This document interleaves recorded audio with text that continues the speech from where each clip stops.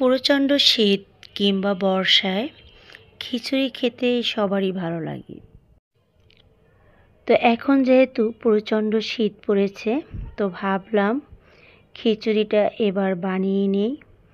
তো আজকে পোলার চাল, মুগ ডাল এবং দেশি মুরগি দিয়ে ঝরঝরে একটি খিচুড়ি তৈরি করব, যেটা আমার বাসায় সবার অনেক পছন্দ। সাথে থাকবে ইলিশ মাছ ভাজা। এরকম ঝরঝরে পারফেক্ট খিচুড়ি তৈরি করার জন্য আশা করছি চ্যানেলের সাথেই থাকবে। ভিডিওটি না টেনে দেখার অনুরোধ রইল।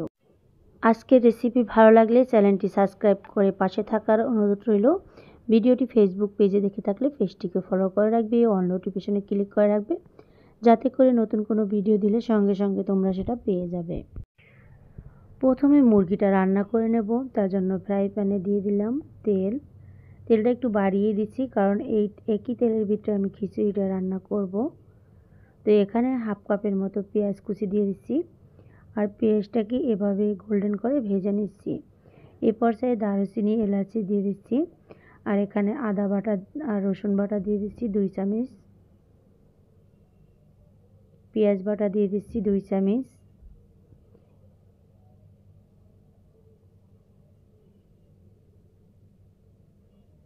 তো মশলাগুলোকে তেলের সাথে ভালোভাবে ভেজে নেব। স্বাদ মতো দিয়ে দিচ্ছি লবণ, 1 চামচ জিরার গুঁড়ো দিয়ে দিচ্ছি, হলুদ গুঁড়ো দিয়ে দিচ্ছি 2 চামচ,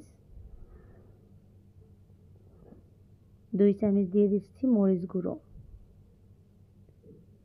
সবগুলো দিয়ে তেলের সাথে একটু মিশিয়ে তারপর একটু পানি দিয়ে দিচ্ছি।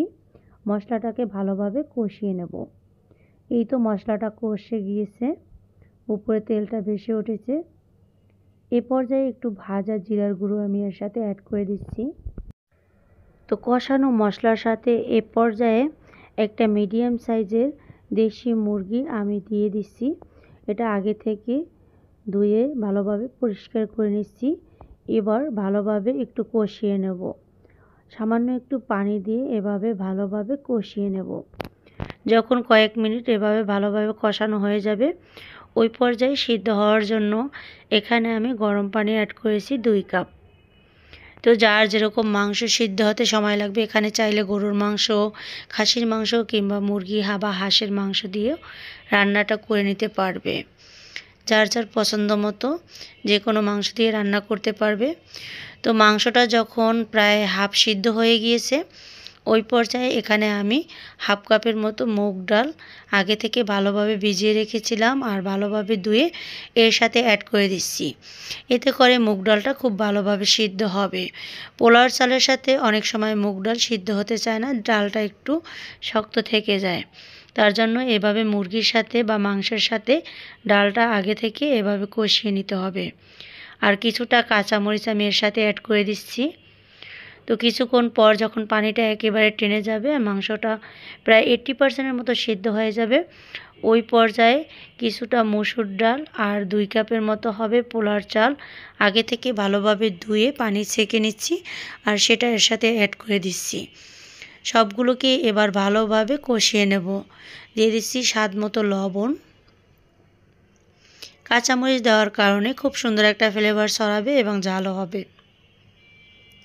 তো কিছুক্ষণ ভাজতে ভাজতে যখন হালকা হয়ে যাবে, চালটা একেবারে তেলের সাথে ভালোভাবে ভাজা হয়ে যাবে, ওই পর্যায়ে গরম পানি অ্যাড করতে হবে।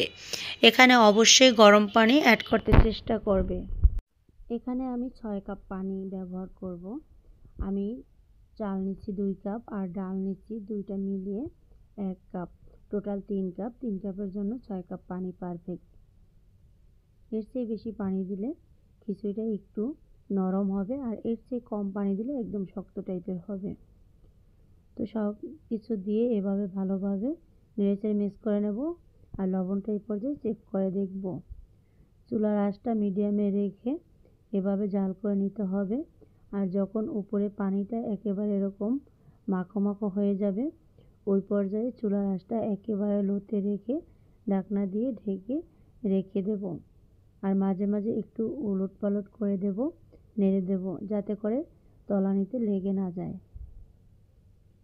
তো এ পর্যায়ে চুলায় একটা তাওয়া দিয়ে চুলার আঁচটা একেবারে ডিম করে রেখে 10 থেকে 15 মিনিট রেস্টে রেখে দেবে।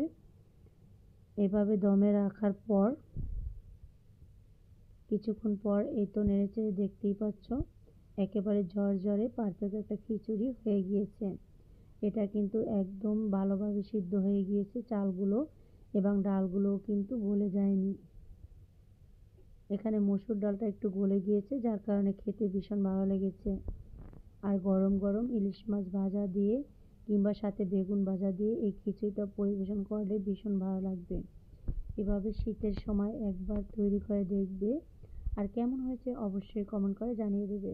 তো আজ এ পর্যন্ত বিদায় নিচ্ছি। আল্লাহ হাফেজ।